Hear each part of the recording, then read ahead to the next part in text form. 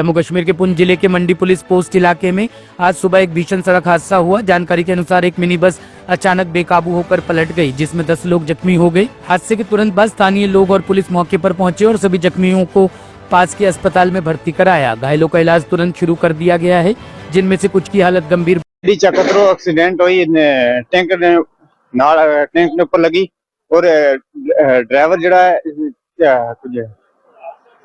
Deck जड़ा बंद नहीं करना, ड्राइवर रेस लाइन नहीं सी जम्मू वाली गड्डी ना कहना सा कि सवारी मेरे दे जाइए, उस वजह नाल गड्डी एक्सीडेंट हो गई। कितने लोग जख्मी हुए 4-5 बंदे 6।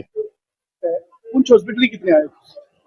सारे बंदे आ रहे हैं। सुबह एक कैंटर जो है हमारी वैन जो है सवारियों को मंडी से पुंछ आ रही थी, तो 7:30 बजे ये चकत्रो के करीब जब पहुंची तो इसका एक टायर जो है नीचे से जो खिसक गया, जिसकी वजह से इसका एक्सीडेंट हो गया। और एक्सीडेंट में हमारे कोई 10-12 लोग जो है जख्मी हुए, जिनमें से हमारे यहाँ जो है 8 जो है यहाँ हमारे डिस्ट्रिक्ट हॉस्पिटल में कुछ उनको माइनर इंजरी है, एक को मेजर इंजरी है, उसको हम जो है CT स्कैन करके अल्ट्रासाउंड करके हम जो है एवेल्युएट कर रहे हैं। तो उसको हम देखेंगे कि अगर जरूरत पड़ेगी तो मजीद इलाज करने के बाद जो है उसको हम कहीं रेफर भी करना पड़ा तो सोचेंगे, लेकिन अभी सारे हमने अंडर ट्रीटमेंट रखे हैं, तो बाकी सारे माइनर इंजरीज हैं। दिल्ली के तुर्कमान गेट इलाके में स्थित फैज़ इलाही मस्जिद के पास अतिक्रमण हटाने की कार्रवाई के दौरान हुई पत्थरबाजी की घटना में गिरफ्तार आरोपियों को 30 हज़ारी कोर्ट में जज के सामने पेश किया गया, जहां अदालत ने सभी आरोपियों को 1 दिन की न्यायिक हिरासत में भेज दिया। इस मामले में आरोपियों की ओर से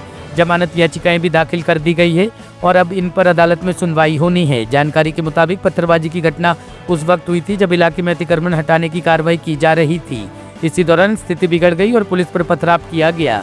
दिल्ली पुलिस ने मामले में त्वरित कार्रवाई करते हुए अब तक 5 लोगों को गिरफ्तार किया है, जिनकी पहचान कासिफ मोहम्मद कैफ, मोहम्मद आरिफ, अदनान और समीर के रूप में हुई है। 30 हज़ारी कोर्ट में पेशी के दौरान कासिफ मोहम्मद कैफ और मोहम्मद आरिफ की ओर से वकील M आसद बेग ने अदालत को बताया कि FIR की प्रति बचाव पक्ष को सौंपे जाने के बाद अदालत ने 1 दिन की न्यायिक हिरासत मंजूर की है। सर, आप यहाँ 5 आरोपी आए हैं, क्या है सर बताएं सर।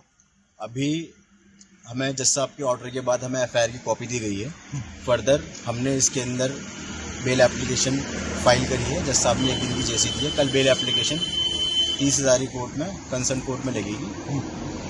सर, कितने दिन का रिमांड में भेजा गया, क्या इन पे आरोप लगा? 1 दिन की जेसी। सर, क्या आरोप था इन पे? सर FIR की कॉपी हमें अभी मिली है, मैं अभी पढ़ा नहीं है मैंने उसको, तो मैं आपको क्या बताऊं। सर, आप लोग जो है 5 आरोपी के वकील है कि अलग अलग है? सर मैं 3 के लिए हूँ, एक वकील साहब। सर, अपना नाम बताइए पहले। सर, आपका नाम क्या बताइए सर? मेरा नाम M असद बेग। असद भाई, ये बताइए आप 3 जो है आरोपी, इनका क्या नाम है? मैं काशिफ कैफ अरीफ। इन पे क्या आरोप लगा? स्पेशल में क्या आरोप जो लगा है वो FIR में है। मैंने आपको भी बताया कि FIR की कॉपी हमें मिली ही अभी है, तो जब तक हम उसको पढ़ेंगे नहीं हम उसके बारे में कुछ नहीं कह सकते। ठीक है, थैंक यू सर। आप मेरा नाम एडवोकेट दानियल है और मैं अदनान का वकील हूँ। सर, क्या आरोप था? क्या कहा? सर अभी FIR की कॉपी मिली, अभी पढ़ा नहीं कुछ जैसे। सर, इन पे आरोप ये लगा है कि कल जो पथराव हुआ है, दिल्ली पुलिस से पथराव किया गया। सर अभी इसमें कुछ हो नहीं कह सकता मैं, क्योंकि FIR की कॉपी जस्ट हमें अभी मिली है। तो कितने दिन की जेसी मिला? सर अभी कोई जेसी नहीं मिली, 1 दिन की जेसी मिली है इसमें। ठीक सर, एक बार अपना दानियल नाम है, एडवोकेट दानियल। ठीक है सर, नाम बताइए एक बार। एडवोकेट आकिफ खान। सर, कौन है आपके सब यहाँ पे? मेरे वो है समीर। क्या सब क्या जज साहब ने क्या कहा? अभी जज साहब ने भी 1 दिन की जेसी दी है और अभी हमें FIR की कॉपी मिली है। फर्दर हम आगे देखते हैं क्या करना है। राजधानी दिल्ली के गाजीपुर इलाके में पुलिस और कुख्यात बदमाशों के बीच देर रात जोरदार मुठभेड़ देखने को मिली, जिसमें क्राइम ब्रांच की टीम ने 2 वांटेड आरोपियों को गिरफ्तार कर लिया। इस मुठभेड़ में दोनों बदमाश पुलिस की जवाबी कार्रवाई में घायल हो गए। आरोपियों की पहचान आसद अमीन उर्फ अमीन 23 वर्ष निवासी चौहान बांगड़ जाफराबाद और मोहम्मद दानिश उम्र 34 वर्ष निवासी जाफराबाद के रूप में हुई है। दिल्ली पुलिस क्राइम ब्रांच के DCP विक्रम सिंह ने बताया कि ये दोनों आरोपी दिसंबर महीने में हुए नदीम और फाजिल हत्याकांड में शामिल थे, जिसमें दोनों भाइयों पर 40 से अधिक गोलियां चलाई थी। उसने 2 नोटोरियस क्रिमिनल्स को पकड़ा है, जो कि जाफराबाद में एक मर्डर हुआ था 2 भाइयों को, जिसमें उनको काफ़ी around more than 40 round firing हुई थी। और उनको इन दोनों अक्यूज को क्राइम ब्रांच ने एक ब्रीफ एनकाउंटर के बाद पकड़ा, जिसमें दोनों के लेग्स में गोली लगी है। इसका बैकग्राउंड में दोनों अक्यूज है, इन्होंने दिसंबर 16, 2025 को जाफराबाद के एरिया में नदीम और फजील दो भाई है, उनका मर्डर किया था और उसमें काफ़ी ग्रूसम मर्डर था जिसमें इन्होंने अराउंड 40 से ज़्यादा राउंड फायरिंग की थी। इसको उसके बाद से ये लोग दोनों कहीं छुप गए थे, भाग गए थे और हमारी टीम इसमें तभी से काम कर रही थी, क्राइम ब्रांच की। इसमें हमारी जो टीम है उसमें उसका लीड कर रहे थे एसीपी नरेंद्र बेनीवाल जी और इनके inspector Sunil Kundu, SI Gunjan, ASI Satyendra, SC Rajeev, SC Prince, SC Mohit, SC Vikas. तो टीम काफ़ी टाइम से मैनुअल टेक्निकल सर्विलेंस के बेसिस पे काम कर रही थी। इसी बीच अभी हमें इन्फॉर्मेशन मिली कि रात में 8 तारीख की रात में एक्यूज जो कि बीच बीच में दिल्ली एनसीआर में मूव कर रहे हैं, अपनी हाइड आउट चेंज कर रहे हैं, आएंगे और पेपर मार्केट गाजीपुर के एरिया में।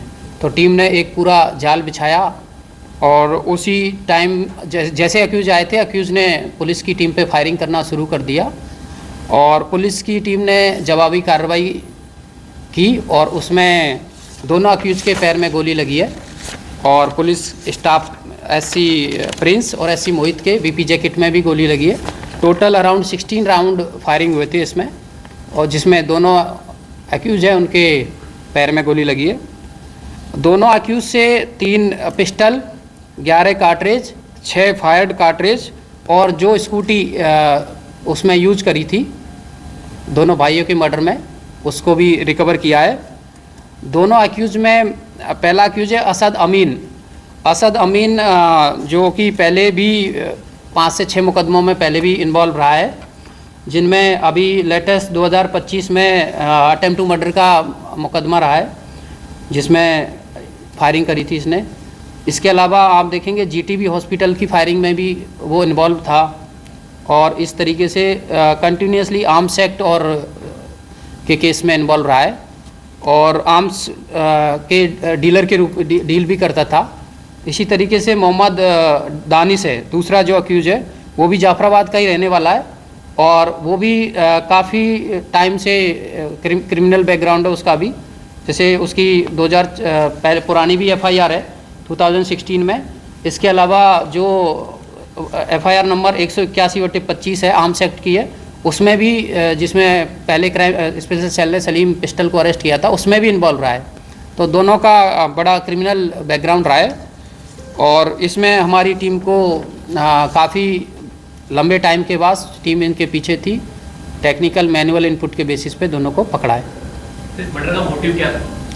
देखिए, जो अभी तक इन्वेस्टिगेशन में जो अभी तक पता चला है, इसमें जो मरने डीजीजे विक्टिम है उसका कहीं ना कहीं आर्म सप्लाई से लिंक था और उसके बाद जो एक्यूज है उसका भी कहीं ना कहीं जो एक्यूज दानिश है, स्पेशली मोहम्मद दानिश, वो भी कहीं ना कहीं आर्म सप्लाई में इन्वॉल्व रहा है और सलीम पिस्टल से लिंक्ड है।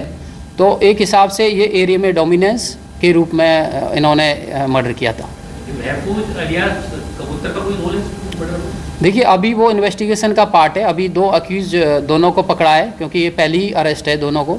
उसके बाद में जो भी और लोग इन्वॉल्व थे उनका भी इसमें रोल निकलेगा तो उनको भी आगे अरेस्ट किया जाएगा। तो ये जो कहते हैं जो डिजीज थी, इनकी फैक्ट्रियाँ थी क्या की या जाफराबाद के अंदर? देखिए, अभी तक जाफराबाद का ऐसा कोई सामने नहीं आया कि इनकी कोई फैक्ट्री थी। हमारे उस इन्वेस्टिगेशन में हमारी जो टीम को आगे जो कंसर्न केस चल रहा है कंसर्न थाना, वो इन्वेस्टिगेट करेगा कि क्या कोई फैक्ट्री थी। हमारे इन्वेस्टिगेशन में फैक्ट्री नहीं आई। हाँ, ये ज़रूर आया क्योंकि पहले क्राइम ब्रांच की टीम उनको अरेस्ट कर चुकी थी कि आर्म सप्लाई के केस में, तो आर्म सप्लाई का काम था।